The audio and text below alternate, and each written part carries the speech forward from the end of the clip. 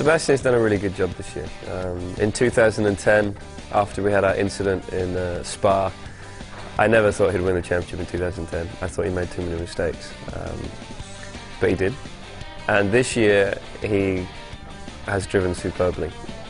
Won most races from the beginning, from the front, so he's not really had to do a lot of the battling Jensen and myself have had to do further back, but he's had a massively consistent run throughout the year. You know, he hasn't really made any mistakes, and he's been super fast everywhere we've gone.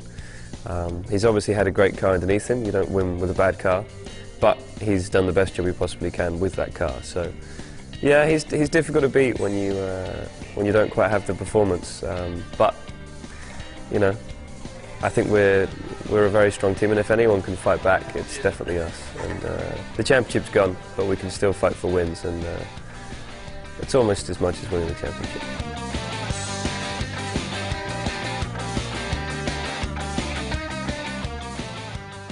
You know, you do need good straight line speed. You need an efficient car.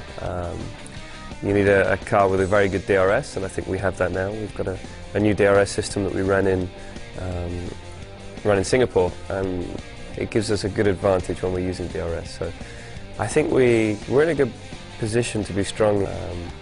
There are lots of low-speed corners, and I think we're good at low-speed corners. We're very good under braking. Traction needs to be pretty good and change direction. And the direction we've taken with the car lately is to have very good change of direction. So it should be a circuit that really suits us. That circuit, of course, you have to have high speed and the straight speed, but that's accomplished with the DRS and everything. I think there is actually, you need good downforce, just like you do in Japan, because the midfield is reasonably tight. You have a couple of hairpins, very low speed corners, which you need good downforce there. So medium to low speed downforce has to be very important.